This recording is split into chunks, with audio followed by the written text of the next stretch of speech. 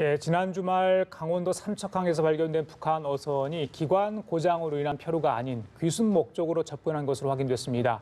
군과 해경의 감시망이 뚫리면서 기강 해이 문제가 대두되고 있습니다. 네, 한편 오늘 북한을 방문하는 시진핑 중국 국가주석이 북핵 협상 진전에 기여하겠다는 입장을 미리 밝히며 김정은 북한 국무위원장과의 정상회담 결과가 주목됩니다.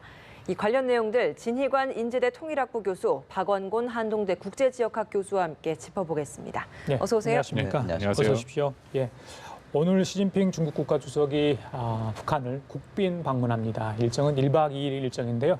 아직 베이징을 떠났다는 소식은 없어요. 한 정오 전후에서 아마 소식이 좀 들려올 것 같다는 이런 생각을 해보는데요. 글쎄요, 기다렸던 방북이었기 때문에 여러 가지 얘기를 할 것 같고요. 많은 얘기들이 좀 나올 것 같습니다. 일단 시 주석의 방북 의미 가장 중요한 게 어디 있다고 보십니까? 네, 역시 한반도의 비핵화를 해결하기 위한 새로운 대화 모멘텀을 만든다는 게 굉장히 중요한데요. 중국의 지도자와 북한 지도자의 정상회담은 2005년 후진타오 주석이 방북을 한 이후에 14년 만입니다. 그러니까 북한이 2006년에 1차 핵실험을 했는데 핵실험하고 나서 지금까지 14년간 정상회담이 북한에서 이어지지 않았다 이렇게 볼 수가 있는데 그런 점에 상당히 의미가 있고요.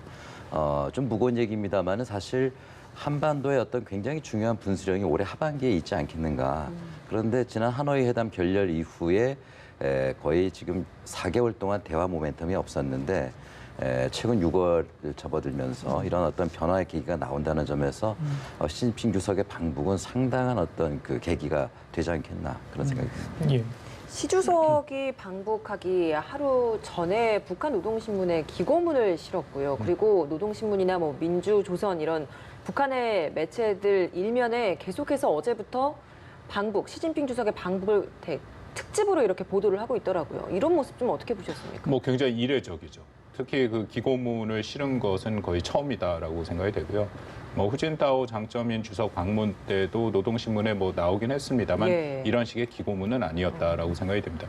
기고문에 아주 명확하게 이번 방북 목적이 나와 있고 또는 저는 주목하는 것 중에 하나가 기고문을 실었다라는 것 자체가 이게 보통 국가 간의 정상회담을 할 때 예를 들어서 우리 문 대통령 같은 경우에 지금 지난주에 유럽을 방문하지 않았습니까? 네. 북유럽 국가. 사전에 그 국가 매체랑의 인터뷰를 하거나 그렇죠. 아니면 또 신문 같은 데 기고를 합니다. 그거는 미국도 비슷하고. 그러니까 국제사회 일종의 관례와 규범 같은 건데 이번에 북한과 중국 사이에 그런 모습들이 보여요. 이것은 뭔가 북중 간의 관계가 원래 당대당 관계인데 그것을 좀 넘어서 북한이 좀 보통 국가화하고 국제 규범에 맞춰서 움직인다라는 생각이 들고요. 이번에 또 한번 주목할 것이 일정이 일부 공개됐습니다. 여태까지 북중 간의 정상회담이 4번 있었죠. 김정은 위원장이 이제 권력을 잡은 이후에 보통은 출발하고 나서 알려지거나 그것도 이제 굉장히 빠른 거고 근데 이번에는 사전에 다 알려지고 또 정상회담 한다라는 것도 위탁 방문한다라는 것까지 얘기가 됐거든요. 그러니까 이것은 전체적으로 이전과는 굉장히 다른 양상으로 지금 진행되고 있는 것은 사실입니다. 기고 이야기를 했으니까 그 기고 내용을 보면 방북 목적이 나온다고 그랬는데 굉장히 긍정적이고 자신이 어떤 역할을 할 거다. 네. 그때 대충해서 어떤 결과물까지도 우리들이 유추해서 생각할 수 있을 정도로 좀 이렇게 자신감 있는 또 어떤 역할을 하겠다는 이야기까지 다 하지 않았습니까? 네, 저는 크게 이제 2가지 단어가 눈에 띄었는데요. 일단 북한의 어떤 전략 변화에 대한 긍정적인 평가. 쉽게 얘기하면은 경제 발전을 통해서 인민 생활을 개선하겠다라는 거에 대해서 상당히 긍정적인 평가를 하고 있습니다. 그러니까 과거에 핵과 병진 노선을 했었지 않습니까? 이제 그것을 경제 발전 전략으로 변화한 거에 대한 긍정적인 평가를 강조하고 있고 그다음에 2번째는 한반도 문제를 정치적으로 해결하는 프로세스를 성공적으로 만들어 나가겠다라는 데 이제 뜻을 같이 한다 이런 얘기를 했어요. 그러니까 정치적이라는 얘기는 대화를 통해서 평화적으로 해결하는 지금의 이런 구도를 적극적으로 지지한다라는 얘기를 했습니다. 그래서 시진핑 주석의 방북은 비핵화의 대화의 계기를 더욱더 진전시켜 나가겠다라는 의지를 확고하게 보여준 게 아니냐 그런 측면에서는 좀 의미가 컸고요. 그리고 또 오늘 북한은 거기에 화답하는 형태로 사설을 노동신문에 실었고 또 시진핑 주석의 양력을 굉장히 크게 실었습니다. 어린 시절부터 대학을 어디 나왔고 그다음에 복권성에서부터 어떻게 당 생활을 지금까지 이렇게 해왔는지 아주 소상하게 적었는데 시진핑에 대해서 저도 공부할 수 있는 그런 기회가 된 것 같습니다. 이렇게 이제 방북을 하게 되는 그 당일날 미국에서는 사실 좀 굉장히 중요한 이야기들이 많이 나왔습니다. 비건 대표와 이대훈 평화교섭 본부장 같은 경우에도 함께 뭐 장소에 참석을 해서 했던 발언이 이제 대화는 계속 문이 열려 있다 하는 유화 제스처를 표현을 했거든요. 근데 이 시기에 이런 표현을 했다라는 것 자체도 뭐 중국과도 이런 다 교류가 있었다라고 저희가 좀 봐야 되는 겁니까? 뭐 비건 대표가 얘기한 것 중에 주목할 만한 것이 좀 유연하게 접근을 하겠다라고 얘기를 했는데 뭐 사실 이 얘기는 한 2, 3주 전부터 미국 측에서 나오긴 했습니다. 국무부에서 나온 얘기들 보면 지난 하노이 정상회담 때 이제 북한이 계속 얘기했던 동시적 단계적 그런 접근 방식에 대해서 미국도 수용할 수 있다라는 그런 얘기가 나왔고요. 근데 뭐 전체적으로 그 뭐 2차 하노이 회담 이후에 미국의 정책의 변화를 보면 뭐 큰 틀에서 입장은 변하진 않았습니다. 다만 지금 북한과의 실무 회담을 하는 과정에서 조금은 더 유연성을 발휘할 수 있다라는 그런 지금 반응을 보이고 있죠. 그래서 이번에 이제 비건 대표가 다시 한번 확인했다라고 판단이 됩니다. 예, 자 지금 속보가 들어와 있는데요. 시진핑 중국 국가주석이 오늘 오전에 베이징 서우드 공항에서 전용기를 이용해서 1박 2일 방북 일정을 출발했다. 이런 속보가 지금 들어와 있습니다. 글쎄요, 한 뭐 우리 시간대로 10시 전후에서 뭐 떠났다 이렇게 보면 되겠네요. 금방 이제 평양에 도착할 것 같은데. 네, 뭐 1시간 남짓이면 도착하기 때문에요. 그러니까요. 아마 오늘 오찬 약속은 아직까지 공개된 건 아닌 걸로 만찬부터 이제 공식 아마 접촉이 있을 거로 보여지는데. 도착하면 어떻게 해요? 뭐 국빈급 애우, 뭐 이번에 국빈 방문, 북한식 표현으로 국가 방문인데 뭐 최고 애우를 하지 않겠습니까? 네, 그렇습니다. 아마 지난 9월 달에 우리 문재인 대통령께서 평양을 방문했을 때를 상상해 보시면 될 것 같습니다. 그래서 아마 평양 공항에서부터 영접을 해서 평양 시내로 접어들어서 아마 여명거리를 통해서 백화원 초대소로 안내하는 아마 이런 그 일정으로 아마 안내가 되지 않겠나. 카퍼레이드 뭐 이런 것도 그러면 또 아마 할 예상을 해볼 수 가능성이 있겠네요. 상당히 많지 않을까 싶은데요. 시진핑 주석의 방북은 여러 가지 의미가 있는데 북한 내부적으로 본다면 인민들을 결속할 수 있는 굉장히 중요한 계기이고 또 북한의 그 중국 지도자가 무려 14년 만에 방북하는 거지 않습니까? 그런 점에서 본다면 날씨만 뭐 괜찮다면 아마 카퍼레이드가 진행되지 않겠나. 무게차를 이용해서요. 그렇죠. 네. 지금 화면 나오는데요. 저게 아마 지난번 문재인 대통령이 방북했을 때 그런 그림이 아닌가 싶은데 아마 주민들을 동원해서 카퍼레이드를 할 수도 있다. 물론 날씨 영향은 물론 있어 보이죠. 도착하자마자 바로 백화원 초대소로 옮겨서 일단 휴식을 하고 말씀처럼 바로 오차는 하지 않더라도 1박 2일 굉장히 짧은데 북한 측에서도 그 짧은 안에 많은 걸 얻어내기 위해서 노력을 할 것 같아요. 어떤 일정이 있을 거로 예상을 하십니까? 뭐 일단 말씀하신 것처럼 오후에는 분명히 그 단독 혹은 확대 정상회담을 할 거고요. 그리고 만찬 이후에 지금 조금 전에 화면에 나온 것처럼 집단 체조를 볼 가능성이 매우 큽니다. 그래서 시진핑 주석의 그런 어떤 모습을 섹션으로 보여줄 가능성이 있고요. 그리고 아마 다음 날인 내일 같은 경우에는 이미 이제 밝혀진 일정인 조중 우호탑을 방문을 하고 더불어서 시진핑 주석이 한두 개 정도 일정을 더 하지 않을까. 뭐 지금 일각에서는 뭐 경제의 분야에 시찰할 가능성이 있고 아니면 북한의 마오쩌둥 반이라는 게 있거든요. 마오쩌둥을 기념하기 위해서 공공외교 측면에서는 이제 그런 쪽으로 갈 가능성도 있다라는 그런 생각이 듭니다.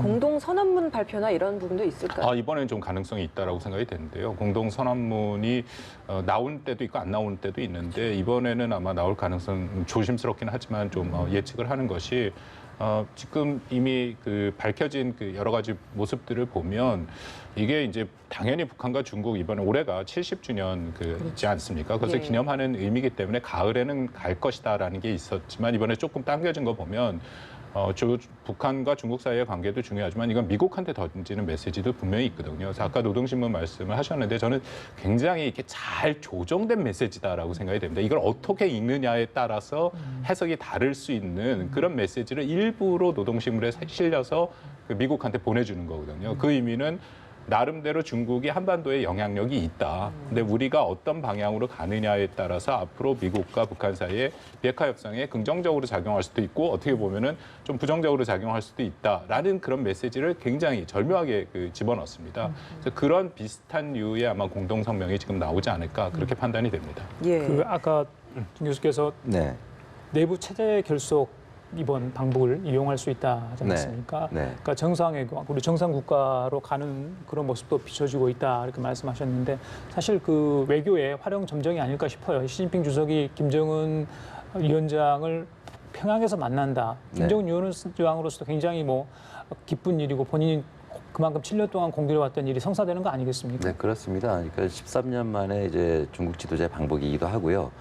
그리고 지난해부터 올해까지 김정은 위원장이 4차례에 걸쳐서 중국을 방문했지 않습니까? 그래서 사실 이미 시진핑 주석이 한번 왔었어야 됐지만 그동안의 북미 대화의 과정에서 중국이 어떤 장애 요인을 만들지 않으려는 그런 의지가 좀 있었던 것 같습니다. 그러나 그것 때문에 이제 방북도 미뤄왔던 것으로 보여지는데 아까 박 교수님 지적대로 올해는 북중우 70주년, 즉 수교 70주년이고 또 중국으로서도 굉장히 중요한 공화국 수립 70주년인 해인데 올 초부터 북한의 예술단 또 정치 대표단이 계속 베이징을 방문했습니다. 1월 달에 모란봉학당 방문이 있었고 4월 달에도 정치 대표단이 방중이 있었는데 그럼에도 불구하고 중국에서는 아직 그 비중 있는 방문이 없었다고 본다면 이번 시진핑 주석의 방문에 대한 북한 인민 대중들의 반응은 상당히 긍정적으로 나타날 수 있겠다 이런 예측이 가능할 것 같습니다. 시 주석이 이제 70주년으로 방북을 하는 것이다 보니까 가는 길에 큰 선물 보따리를 가져가지 않을까라는 예측들은 많이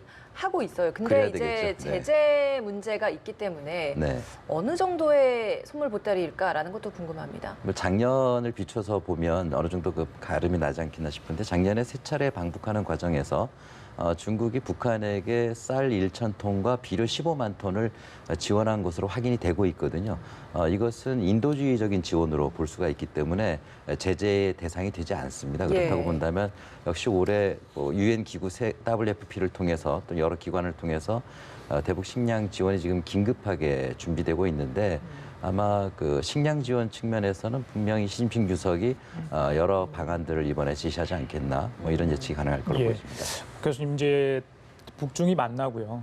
이제 북미가 다시 언제쯤 만날까 이야기요. 하노이 회담 이후에 계속해서 지금 교착 상태인데 일단 실무 협상을 해야 될 거 아닙니까? 문재인 대통령도 실무 협상을 좀 하기를 바라는 것 같고요. 비건 대표도 마찬가지였고요. 이번에 또 비건 대표가 오지 않습니까? 어떻게 예상을 하십니까? 북중 이번에 정상회담이 매우 중요하고요. 또 G20 오사카에서 하는 것이 일종의 뭐 고비가 되겠죠. 거기서 어떤 결과들을 도출하느냐. 결국 이제 미중 관계가 핵심이다라고 생각이 되는데 미중 간에 뭔가 좀 합의가 이루어진다라면은 어떻게 보면은 앞으로 북미 간의 협상이 조금 더 촉진되고 빨리 진행될 가능성도 있다라고 봅니다. 그렇지만 반대로 만약 미중 간의 뭐 합의를 못 이루고 굉장히 좀 좋지 않은 분위기로 G20에서 끝난다면은 이건 좀 더 어려워질 수가 있거든요. 결국 우리가 지금 북미 간의 관계에 집중해서 보는데 지금 이 제 판단에는 아시아 태평양 지역의 전반적인 질서 자체가 지금 그림에도 나오는 것처럼 굉장히 역동이 빠르게 변화하고 있습니다. 그래서 우리가 전에 생각했던 것처럼 이게 단순하게 계산이 안 되는 고차원 방정식으로 넘어가 버렸거든요. 이번에 시진핑 주석의 방북도 그거의 일환이다라고 생각이 되기 때문에 전체적인 그림을 우리가 봐야 되고 거기서는 지금 현재로서 핵심은 결국 미중 관계가 핵심이다 그렇게 생각이 됩니다. 알겠습니다. 어제 있었던 주요 내용 중에 하나가 또 그 국무부인 비건 대표가 유화 제스처를 낸 것과 동시에 얼마 지나지 않아서 또 재무부에서는 러시아의 북한에 이제 뭐 제재 회피를 도운 러시아 무역 회사에 대해서 제재를 가하는 발표가 있었단 말이에요. 이렇게 같은 날 미국 내에서 이렇게 전혀 다른 식의 뭐 어찌보면 북한에 대한 이런 메시지가 나온 것은 저희가 어떻게 좀 해석을 해야 되는 겁니까? 뭐 저는 이게 뭐 불협화음이라고 생각지는 않고요. 비건 대표가 보낸 메시지는 분명합니다. 협상을 이제 실무 협상을 시작하고 나중에 정상 간의 협상이 되더라도 기본적으로 미국은 북한이 전향적인 비핵화 조치를 하면 거기에 상응하는 어떤 좀 유연성 있는 반응을 보일 수 있다라는 이제 그 입장을 얘기를 한 거고 반면 미 재무부는 정부 차원에서는 재무부도 그렇고 지난번에 와이즈 어너스토 같은 건 법무부도 그렇고 기존의 그 제재는 유지를 하는 거죠. 그래서 다만 지난번에 트럼프 대통령 아까 좀 보도에 나왔습니다만 트럼프 대통령이 추가 제재를 안 하겠다 얘기한 것은 기존에 부과되고 있는 유엔 제재와 또 미국이 독자적으로 하고 있는 제재에 더불어서 새로운 제재를 집어넣지는 않겠다라는 얘기고 기존에 있는 제재는 계속 유지하겠다라는 거거든요. 그러면 기존의 제재에 위반하는 사안이 나오면 거기에 대해서 적절한 문제 제기는 하겠다라는 겁니다. 네, 시점에 또 문제도 있을 것 같아서 이게 이제 방북을 하는 바로 이 시점에 제재에 대한 발표를 하다 보니까 물론 러시아 무역회사에 대한 제재이긴 하지만 이게 중국에게 주는 압박 메시지도 있다라는 부분도 있더라고요. 앞서 뭐 선물 보따리에 대한 이야기도 있었습니다만 지금 예. 박 교수님이 잘 지적했듯이 이미 제재 틀 내에 있는 걸 중단할 수는 없거든요. 그건 지속하는 것인데 지금 시점에서 이런 그 보도가 나온 걸 보면 역시 그 시진핑 주석의 방북에 대해서 어느 정도 메시지를 던지고 있다라고 볼 수가 있는데요. 물론 중국이 공식적으로 북한에 대해서 제재를 와해하거나 해제하거나 그러진 않고 있습니다. 그러나 국경 일대에서는 그 비법적인 그런 여러 가지 일들이 많이 지금 발생하고 있는 건 사실이거든요. 이런 여러 가지 첨들을 미국이 중국에게 어느 정도 메시지를 던지면서 그리고 이것은 중국에 대한 메시지만이 아니라 미국 내 여론을 위해서도 굉장히 중요한 그런 어떤 제스처 아닌가 그런 해석이 가능할 거로 보여집니다. 아까 전에 이제 중국이 과연 시진핑 국가주석이 제재에 저촉되지 않는 범위 내에서 북한의 경제적, 인도적 지원은 어떤 걸 할 수 있을까 저희도 잠깐 얘기를 했는데 우리 정부가 이제 세계 식량 계획을 통해서 쌀 5만 톤을 우회에 사실 지원하기로 하지 않았습니까? 김현철 통일부 장관 얘기는 북측과 식량 문제를 논의하려는데 깊숙이 좀 이야기할 수 없는 그런 상황이었다고 한 것 같아요. 북한이 저 지원을 받고 어떻게 좀 나올지 저는 사실 그게 궁금하거든요. 네. 저는 뭐 한참 전부터 인도주의적인 지원은 모든 정치적인 상황이랑 별개로 해야 된다라고 주장을 합니다. 좀 안타깝게도 우리 정부에서 이 쌀을 주면서 기대가 좀 있죠. 지금 말씀하신 것처럼 이거를 무슨 계기로 해갖고 지금 막혀 있는 남북 간의 대화. 근데 그것도 기대를 하는 거기 때문에 예. 사실상 인도주의적인 지원의 기본 정신에는 맞지는 않습니다. 그러니까 저는 이번에 잘했다라고 평가를 하는데 더군다나 만약에 우리가 정부 대 정부로 지원을 한다면 이건 시간이 굉장히 많이 걸리고 또 우리가 직접 지원하기 위해서는 많은 제재 예외가 필요하고 그런데 지금 문제는 당장 북한에 쌀이 부족하지 않습니까? 지금이 춘공기이기 때문에 그런 면에서는 기존의 시스템이 있고 그리고 이렇게 분배에 대해서 모니터링이 가능하고 투명성을 보장할 수 있는 WFP 같은 데 지원을 하는 것이 마땅하죠. 그래서 저는 처음부터 이것은 정치적인 것이랑 별개로 북한 주민에 대해서 문제가 있다는 것은 국제기구에서 객관적으로 나온 사실이기 때문에 거기에 맞는 지원을 해가는 것은 중요하다고 생각을 합니다. 예. 조금만 더 덧붙이면요. 예. 그동안 북한이 2015년부터 공식적으로 식량 지원을 거부해 왔거든요. 저 앞으로 남한하고는 그런 거 말고 좀 더 큰 경제 협력을 하고 싶다. 그리고 대기업의 투자를 유치하고 싶고 이게 북한의 그동안의 입장이었는데 지금 올해 들어서 갑자기 북한이 식량 위기에 빠져 있는데 이제 와서 식량을 지원해달라고 얘기하기도 굉장히 곤란한 측면이 있습니다. 그래서 이런 부분에 대해서는 당국 간의 긴밀한 협의하기는 상당히 어려운 한계도 있다. 이렇게 해석이 가능합니다. 알겠습니다. 저희들이 외교 쪽 이야기를 했는데 안보 쪽 이야기 하지 않을 수 없습니다. 북한 선박 대기 교순 논란이 계속되고 있죠. 지난 15일이었죠.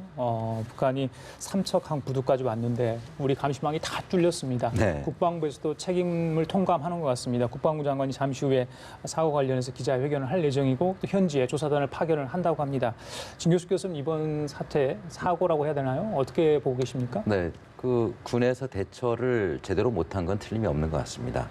그런데 우선 우리가 생각해봐야 될 것이 이번 그 북한 선박 보면은 거의 배타적 경제 수역으로 빙 둘러가지고 울릉도 쪽으로 왔더라고요. 그러니까 우리 NLL에서 한창 멀리 수백 킬로 떨어진 지역에서 돌아들어서 왔다고 볼 수가 있고 그다음에 선박의 그 영상을 보시면 알겠지만 굉장히 소형입니다. 한 2, 3m밖에 안 되는 폭과 높이를 가지고 있기 때문에 길이는 10m죠. 네. 10m가 채 안 되죠. 그러니까 우리 일반 레이더에 잡히기가 매우 어려운 그러니까 파도하고 식별이 잘 안 될 정도로 작은 소형 선박입니다. 그래서 분명히 우리 장비에 어려움도 있는 건 사실입니다. 그럼에도 불구하고 저런 것들의 어떤 그 경계의 구멍이 뚫렸을 때에 대한 어떤 국방부의 명확한 그런 입장이라든가 대책 발표가 필요한 것인데 이것을 늑장 발표한다든가 잘못 발표하든가 이런 것들은 국민들로 하여금 사실 우려를 낳을 수밖에 없지 않느냐. 그런 점에서는 질타를 받아도 마땅하다고 생각이 됩니다. 예. 어떻게 좀 바라보고 계십니까? 뭐 군에는 이런 말이 있습니다. 그 작전에 실패한 건 용서할 수도 있지만 경계에 실패한 군은 용서할 수 없다. 이게 경계 작전 실패는 명확하고요. 그건 뭐 우리 정경도 그 국방장관도 인정한 부분이고 그러니까 두 가지입니다. 경계 작전에 실패했다. 근데 실패할 수도 있죠. 이게 사실은 우리 진 교수님 말씀대로 망망대해에서 그걸 잡는다라는 것은 사실 매우 어렵습니다. 특히 지금 5월, 6월은 오징어 잡이 철이거든요. 그래서 굉장히 많은 어선들이 있고 그래서 사실상 굉장히 어려움이 있다라는 것은 인정을 하고 작전에 실패할 수도 있다는 걸 인정을 하는데 그보다 더 큰 문제는 군에 해명하는 과정에서 군의 신뢰가 추락을 했습니다. 왜냐하면 지금 말을 계속 바꿨지 않습니까? 삼척항 인근에 있는데 삼척항까지 들어왔다라는 것도 확인이 된 사실이고, 그리고 저는 한 가지만 더 덧붙이면 어제 정경도 장관의 그 발언도 좀 많이 아쉽더라고요. 뭐라고 얘기를 했냐면 경계작전 실패는 인정을 했는데 예. 그러면 실패해서 사과를 해야죠. 이것은 잘못이다라고. 그리고 앞으로 어떻게 하면 이런 일이 되풀이되지 않겠는가 하는 어떤 재발 방지 대책을 하고 그 다음에 책임을 물어야 되는데 바로 그냥 경계작전 실패다 책임 묻겠다 하거든요. 근데 사실 그 모든 책임의 핵심은 국방장관한테 있지 않습니까? 그러니까 그런 부분들을 좀 종합적으로 고려를 해서 지금 예. 실추된 그 군의 신뢰를 다시 회복하는 것이 저는 매우 중요하다고 생각합니다. 예, 잠시 후 사과 기자회견에서 아마 그런 얘기가 나올 것 같아요. 예, 저희들이 보도록 하겠습니다. 지금까지 진희관 인제대 통일학부 교수, 박원권 한동대 국제지역학 교수 두 분과 함께 얘기 나눠봤습니다. 고맙습니다. 말씀 잘 들었습니다.